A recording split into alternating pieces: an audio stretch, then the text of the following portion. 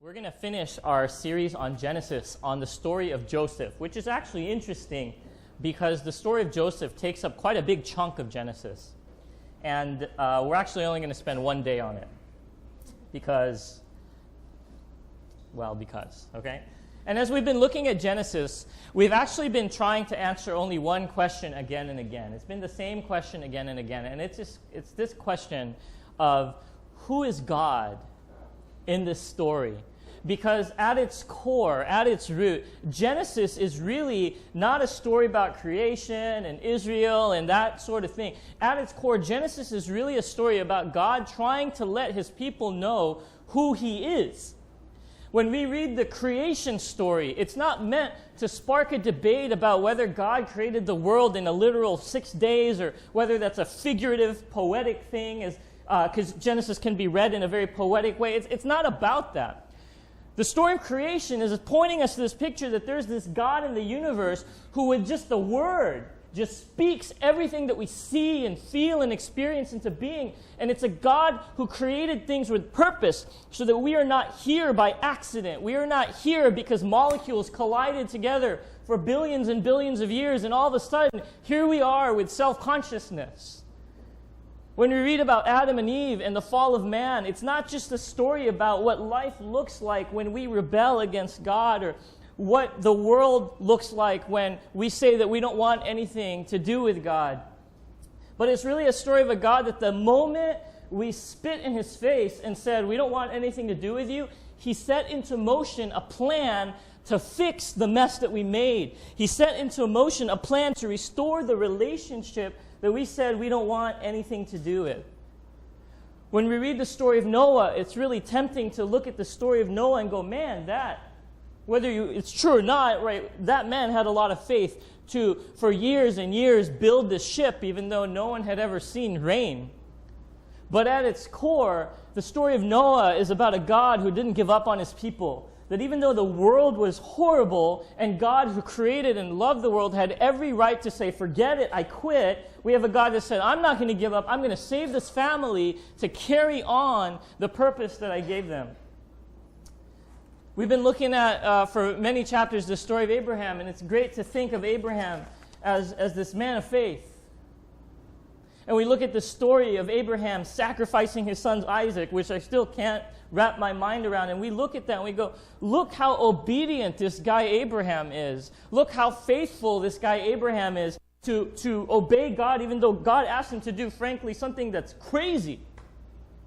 And we make it about faith and obedience. And I looked at the message that I preached, and you know what the message I preached was about? Faith and obedience. But at its core, that story of Abraham is really reminding us that there is this God that requires a sacrifice for our rebellion. And that there's a God that knows that we ourselves can't provide anything good enough to fix the mess that we made. And so he provides the sacrifice that we ourselves can't provide. For the past 3 or 4 weeks, we've been looking at the story of Jacob. And it's so tempting to think, what's the application to the story of Jacob? And we see here a person who basically deceived his brother, and we could look at that story of Jacob as, look how we should reconcile. Look how we should fix broken relationships. And we could look at that story of Jacob and look at, wow, what Jacob had all this tenacity that he wouldn't let go of God until God blessed him, and that we ourselves should have that tenacity to say, God, I'm going to stick in this no matter how difficult it gets until you bless me. But really what we should see is that there is this guy that made a big mess out of his life. And even in the fact that he made a big mess out of his life, God is able to work in his life to fulfill a promise that he had made way back. And in fact, if you look at the heroes in the Bible, people like Abraham, people like Jacob, people like Isaac, you see that they're pretty flawed, don't we? I mean, Abraham once lied that his wife was his sister. And that didn't turn out too well. And later on, we see his descendant, Jacob, does the same thing and says his wife is his sister. And we see these heroes in the Bible are people that they lie, they murder. I mean, believe it or not, we see these heroes of the Bible, and they're caught murdering entire nations, and they're caught in all sorts of perverse sexual sins, right? And We esteem them and we say we should be like Jacob, we should be like Abraham, and that's true. Those are questions that we should definitely think about. But really, what this story of Genesis points at is there's these flawed and messed up people, and even in the midst of that, God is able to work in their lives to fulfill this promise. It's this idea that it's not up to you. And it's not up to man, because man in ourselves, we're not perfect, we're messed up. We're liars, we're murderers. We do things that we would say are imperfect, but the story of Genesis is about a God who's able to take these broken, imperfect people and work in their lives in a way to restore this broken and imperfect world. So at its core, the temptation, right? The temptation is to read these things and to hear these sermons and ask this question: what does it mean for me? How can I use this person's life to make me a better Christian? Whatever that means. I don't even know what that means. To be a better Christian. And those are questions of application that we need to ask, and it is important. But we have been trying to look at Genesis in a theocentric way.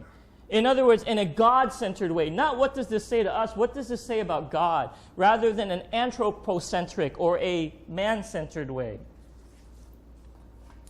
And so as we look at the story of Joseph, which is Jacob's 11th son, I want us to keep that in mind of what does this story tell us, not about how I should live my life only, but what does this story tell me about God? And it's a long story. We're going to cover many chapters, but I'm just going to look at snapshots till we get the main ideas, okay? Are you there? Are you ready? Yes. We are ready. All right, here we go. By the way, I'm Leo. Verse 1, chapter 37. Jacob lived in the land of his father's sojournings, in the land of Canaan.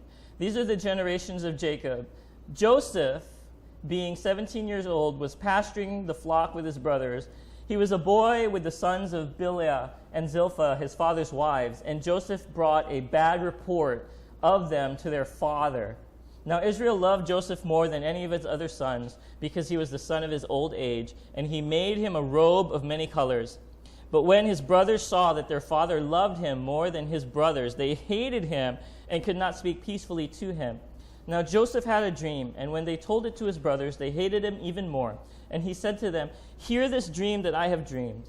Behold, we were binding sheaves in the field, and behold, my sheaf arose and stood upright.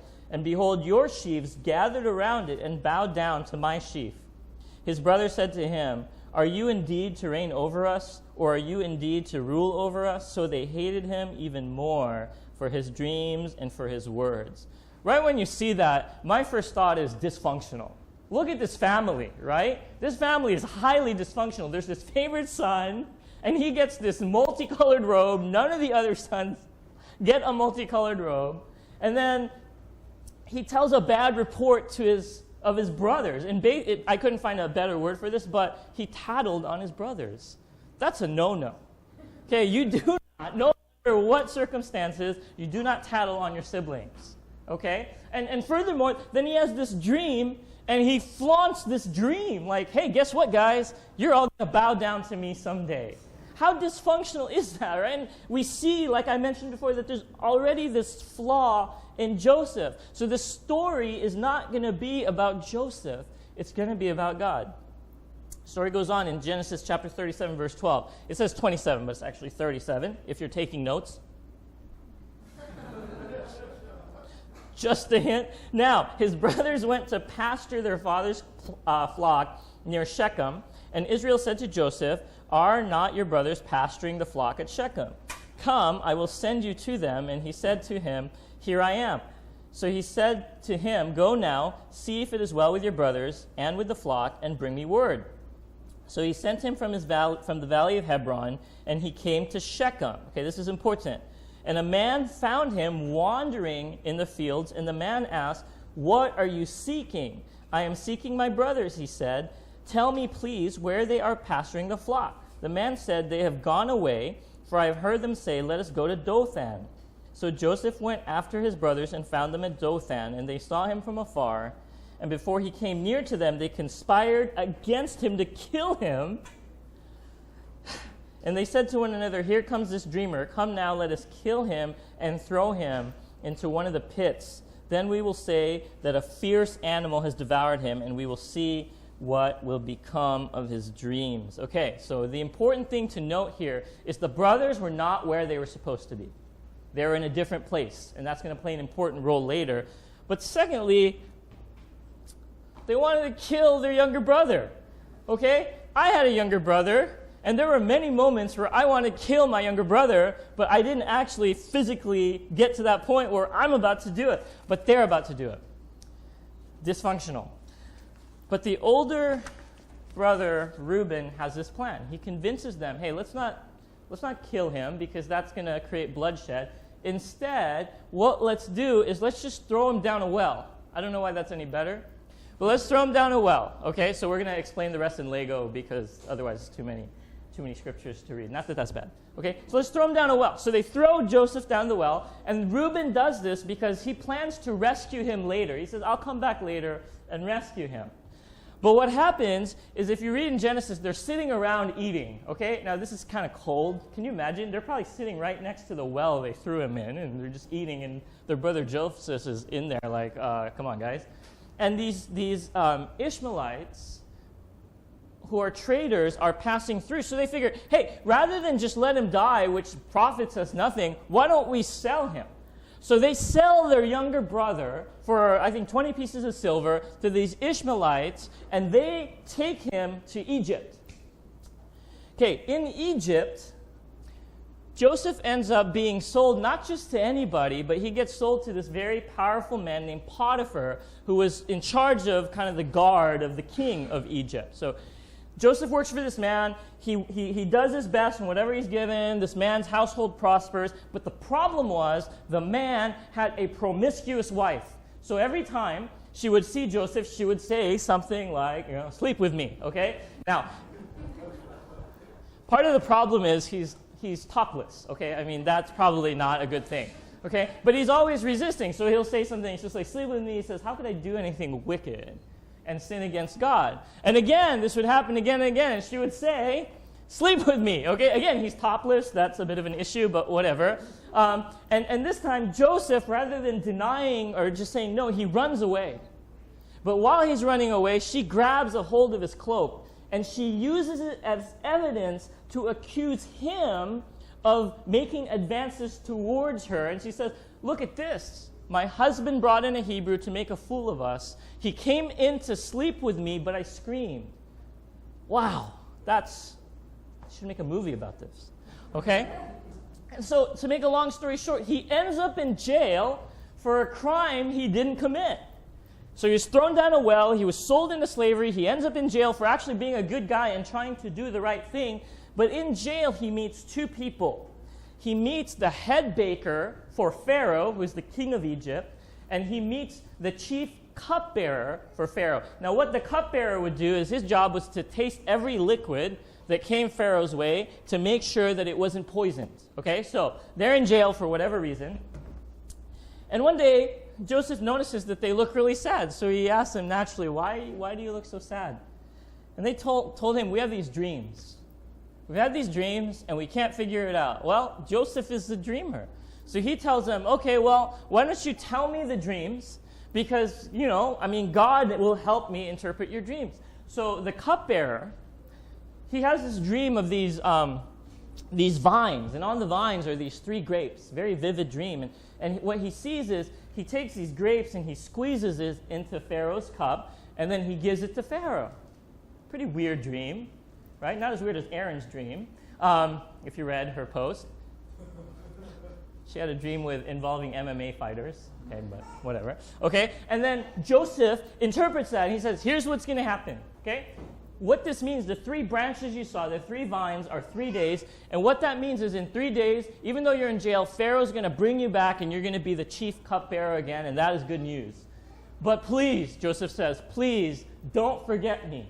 Okay, when you go back to Pharaoh's court, the king of Egypt, the most powerful man in the world, don't forget me. And then naturally, later on, he is forgotten. The baker has another dream. The baker has a dream, so he says, I too had a dream. He tells Joseph his dream, and Joseph basically says, you're going to die. Okay, your dream means in 3 days you're going to die. And he actually does, okay? And so Joseph is still in jail, forgotten by the cupbearer, even though he had told him good news. And kind of nothing happens. Joseph's just being faithful to what he's doing. He gets put in charge of the jail. Can you imagine an inmate being put in charge of the jail? And he's just forgotten. He's like, what happened to the cupbearer? Well, it turns out Pharaoh has a dream. And he asks people, so the king of Egypt has a dream. He asks people, what does this dream mean? Nobody can tell him. And all of a sudden, his cupbearer is like, wait a minute. Guess what? When I was in jail, there was this guy that interpreted my dream and the baker's dream, and it came true. Why don't we ask him to come and interpret your dream? Okay? So, now we go back to the Bible. Okay? Here we go. Genesis chapter 41. When Pharaoh sent and called Joseph, and they quickly brought him out of the pit, and when he had shaved himself and changed his clothes, he came in before Pharaoh, and Pharaoh said to Joseph, I have had a dream, and there is no one who can interpret it. I have heard it said of you that when you hear a dream, you can interpret it. Joseph answered Pharaoh, it is not me. God will give Pharaoh a favorable answer. Then Pharaoh said to Joseph, behold, in my dream, I was standing in the banks of the Nile. 7 cows, plump and attractive, came up out of the Nile and fed in the reed grass. 7 other cows came up after them, poor and very ugly and thin, such as I had never seen in all the land of Egypt. And the thin, ugly cows ate up the first 7 plump cows. But when they had eaten them, no one would have known that they had eaten them, for they were still as ugly as at the beginning. Then I awoke. I also saw in my dream 7 ears growing on one stalk, full and good. 7 ears withered, thin, and blighted by the east wind sprouted after them. And the thin ear swallowed up the 7 good ears and told it to the magicians. But there was no one who could explain it to me. Then Joseph said to Pharaoh, the dreams of the Pharaoh are one. God has revealed to Pharaoh what he is about to do. The 7 good cows are 7 years. The 7 good ears are 7 years. The dreams are one. The 7 lean and ugly cows that came up after them are 7 years, and the 7 empty ears blighted by the east wind are also 7 years of famine.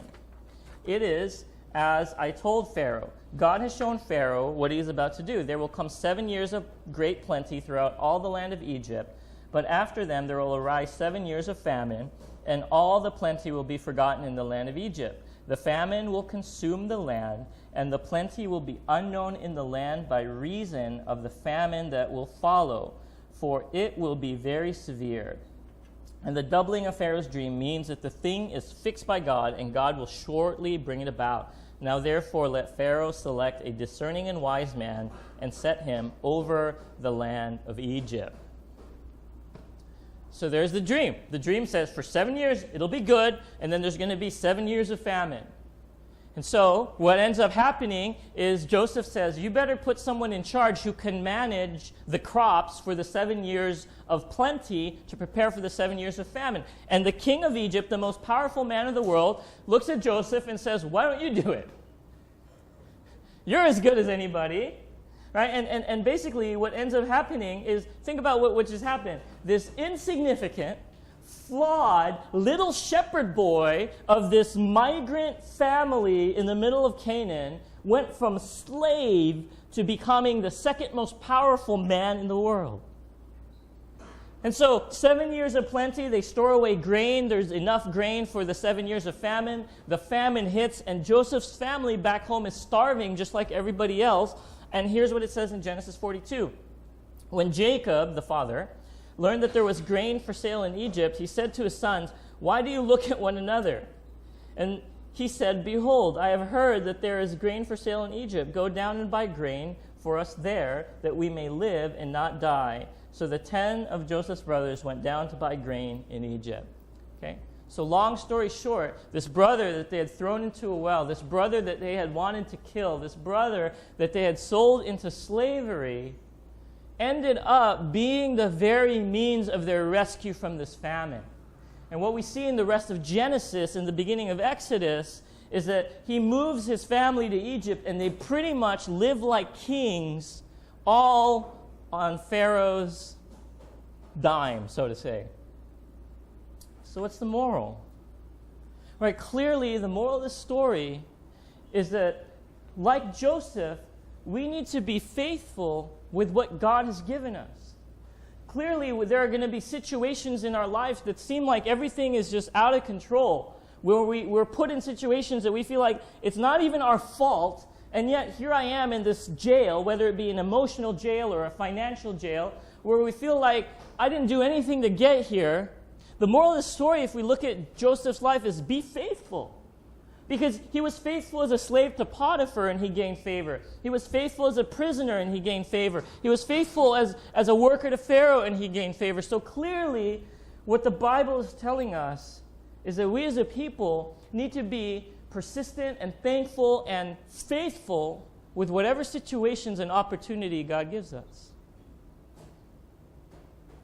No! Right? Remember, the beginning of the message, I said that's all fine and good, but we do not want to ask only, what does that mean to us? You could get that in any self-help book or self-help seminar. They will tell you the same thing. Be faithful in whatever you're given. Work hard in whatever you're at. But the question we want to ask is, what do we learn about God in this story? And what we see in the narrative of Joseph's life is this: that even when things seem so out of control, even when things don't make sense, even when it seems like the world is falling apart, God is still fully in control. The Christian word for that is sovereign. So what we would see in the story of Joseph is that God is sovereign, meaning that God has supreme power and authority over everything. Think about all that had to happen for Joseph to end up where he ended up. First of all, he had to have a dream, and he had to tell his brothers that dream so they would get upset enough to want to kill him.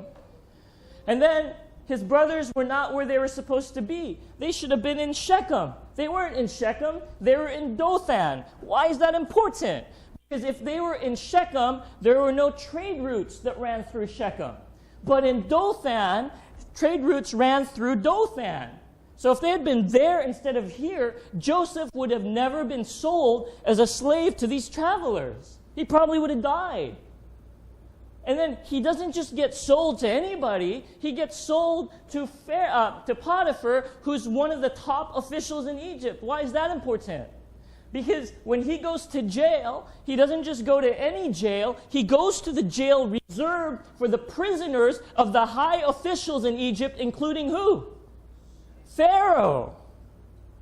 And he's not just in jail with anybody, he's in jail with the cupbearer, this person who has direct access to Pharaoh.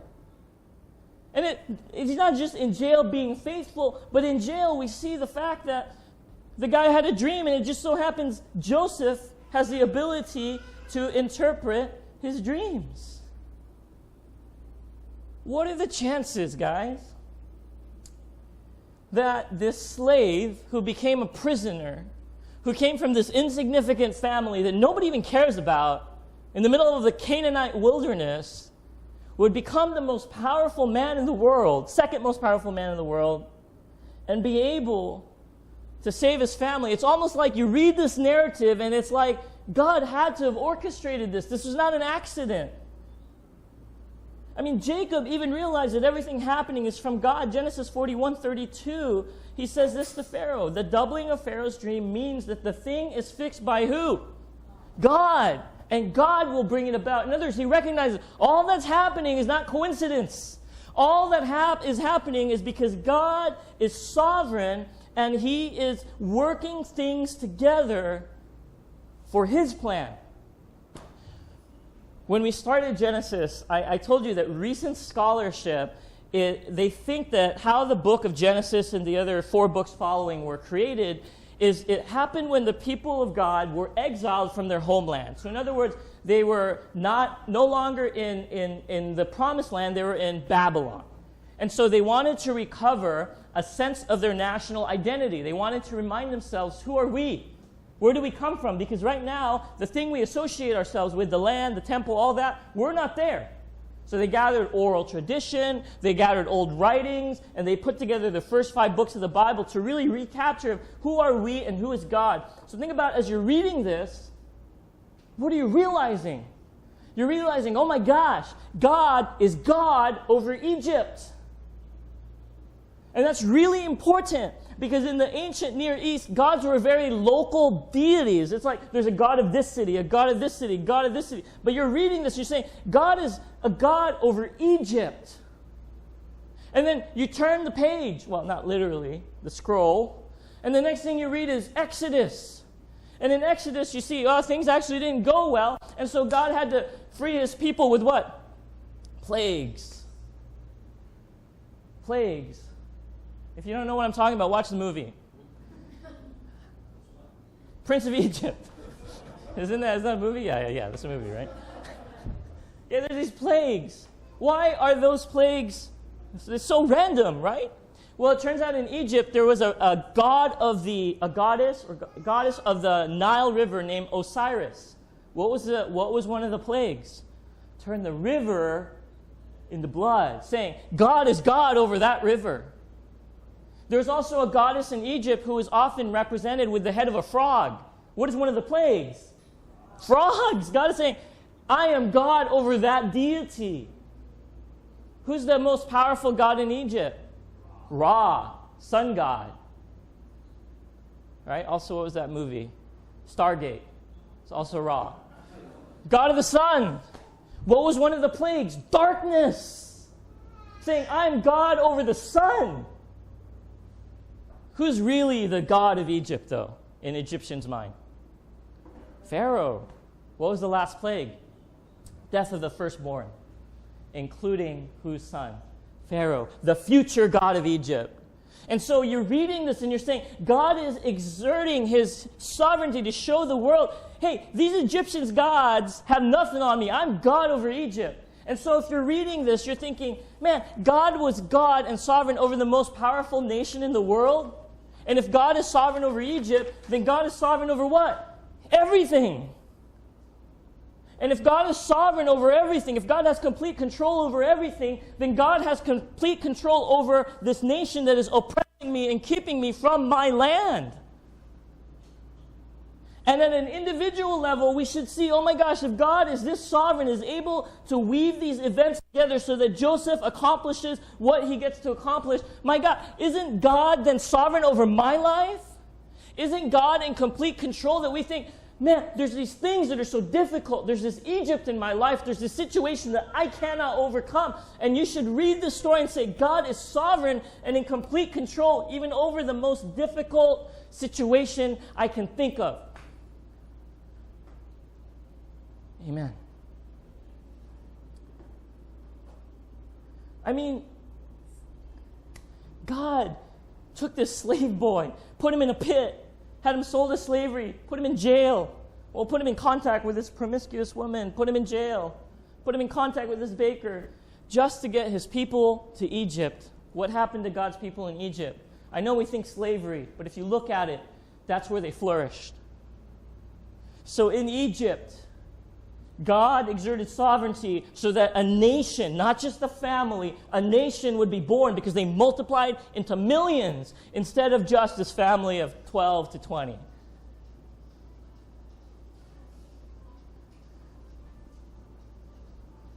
But what we want to see is when God is exerting his sovereignty and God is exerting his control over a situation, he is not just doing it to show off. God has a purpose in why he's orchestrating the world the way he's orchestrating the world. And it's because God is not just sovereign, but God is Redeemer. And what we have to understand is God is not just doing this to say, hey, look how great I am. God is doing this specifically because he made a promise to Abraham, the great-grandfather, that I'm going to make the world be blessed through you. And how could he do that if that family is dead because of a famine? So God did all of this, yes, to bring his people to Egypt, to cause them to flourish and to multiply. But I would argue that God had but had specifically one person in mind in that family. Anyone know who? It's not Joseph. Judah. Is there a tribe of Joseph? No. He fades away. Nobody even knows. He becomes pretty much Egyptian. Joseph after this is insignificant. But what carries through is there's this family from one of the brothers, the fourth brother named Judah. And what we understand now is there is this prophecy that said through that family line is going to come a person who's going to fix the situation created by man's rebellion. So God is causing all these crazy things so that he could fulfill the promise to what? Redeem, or kind of in a sense, fix the rebellion. And we now know, looking back, that what the person that came through the family of Judah was Jesus. And Jesus was that sacrifice that God provided, like he provided in the story of Isaac, that we could not provide to pay for pretty much how rebellious we are and how much we don't want anything to do with God and how broken that relationship is. Judah. So when I say God is sovereign and when I say God is control, I want us to understand that God is using his control and his power to point all of history to the cross. That everything that is happening, every little thing that God is manipulating, for lack of a better word, is pointing all of history towards the cross. And as we look at our lives, I want us to think, do we see those fingerprints of God? Do we see where God has worked things out, has controlled things so that we are pointed to come to know him? Are there events in your life where you got to think, there's no way that should have happened? That had to be God. There should be that pattern. And I am not saying, let me make sure we're clear, I'm not saying that everything's going to work out. I'm specifically talking about a God who is able to work situations good and bad to lead you to come to know him better and to know him at all. That whether or not, like you might say, well, I grew up Christian in a Christian family. If you think back, do you see the fingerprints of God in how he brought your family to God? Or how he, even though you grew up in a Christian family, that doesn't mean anything. There must have been things and events that God used to bring you to him.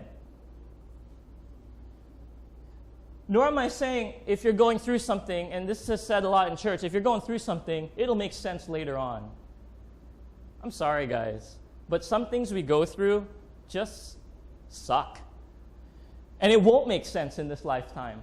And we don't know why we go through these trials and tribulations. And there won't be an answer. And even if we do get an answer in heaven, it won't matter because we're in heaven. We won't care.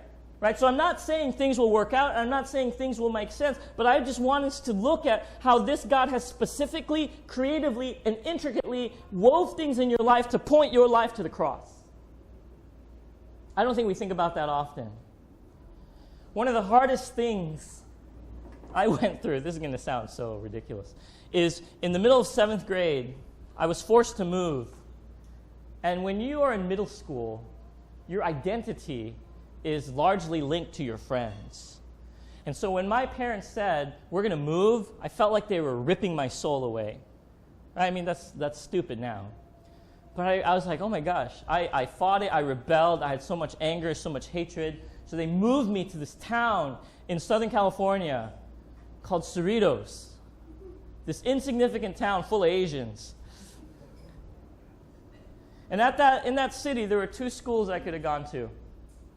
And because my aunt had signed me up to take this test, I was able to test in to this magnet school. I actually think they just thought I was Mexican because my last name is Lopez, so they're like, oh, we need more Hispanics. Because I looked at my test scores, and they were not as good as the other. Anyway, so there were 1 and 2 high schools. I ended up in this high school that was just really academically driven, full of really nerdy, high-power kind of academics. And in that high school, I took this English class, and I happened to meet this friend who we connected with right away because we both like hockey. And at the time, there was a new team in California called the Mighty Ducks, which I didn't realize at the time, but were horrible. And so we bonded over hockey, and at some point, this friend thought it would be a good idea to bring me to church. I'm a Catholic boy. I think I've been to church. He brought me to his Protestant church on a Friday. Who goes to church on a Friday? I go to this church, and my first thought is, these people are crazy. I will never come back here again. They were very wild and emotional, and it was charismatic, if you couldn't tell. But there's something there, and I kept searching. I'm like, there's got to be something more. When I go to church, I will fall asleep. Some of you also, right? But in this church, everyone's like engaged, like there's something real. I felt it, okay? To be honest, I felt there's something here. When I go to church, it's like, oh gosh, when are we out of here? How can I look like, like I'm paying attention and holy, but really be thinking about other things? And long story short, I became a believer. And I just look back, and all these little things had to happen, and God was pointing me to that cross. Just like he was pointing Jacob's life to the cross, and that he used Jacob's life to point history to the cross. And then, if you really think about it, God is also using your life to point others to the cross. Because in high school, I was chosen to be president of our Christian club, which had something like 300 members. I think everyone just said they were Christian. It's not like everyone came. And one time, our speaker didn't show up. So who's supposed to speak? You can't just sit there staring at each other. Everyone looks at the president. So it's like, oh, okay. So I got up and I shared. And there's something about it. It was like, hey, this feels kind of right. I was like, well, I don't want to be a pastor because then you're going to get sent to Africa. And, nobody wants that. And then in my youth group, one time, all the youth leaders left to go on a mission trip. And there was literally nobody left to speak. So guess who speaks? The only guy who had any experience. And that first time speaking, God moved. Not because of me. I think we just had a hunger. God moved. We service lasted like 2-3 hours, which I know for you guys would be like, oh my gosh. There are just something so powerful happened. I thought, well, I don't want to be a pastor. I want to go to Africa. I literally had a guy one time, he was praying for me, and he said, I see you speaking in front of people. And right away I was like, you're so wrong. So wrong. But time and time again, these opportunities came up where God used my life and circumstances to help to let me point people to the cross. I somehow end up in Taipei. Our pastor leaves on short notice. I got to go back to Canada. I need my poutine.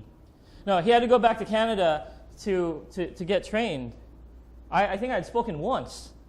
So the thought was, hey, you spoke once at this church. Why don't you take over the speaking duties? I'm like, what? So all these little intricate things, and I hesitate to share that because I always feel like when I hear pastors speak about how God uses their lives, it's such in like a pastorly way. But what if you're not a pastor? Like, I'm a teacher. You're a student.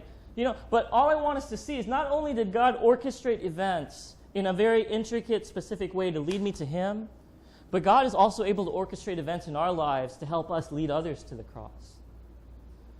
So here's what we're going to do, Pearl Church. We've done this in the past, but we're going to spend the next 10 minutes or so. And I want you to just reflect on the sovereignty of God in your life. Are there events that you can clearly recognize, if this didn't happen, I wouldn't know God? Or if this didn't happen, I wouldn't have gotten to help someone else know God?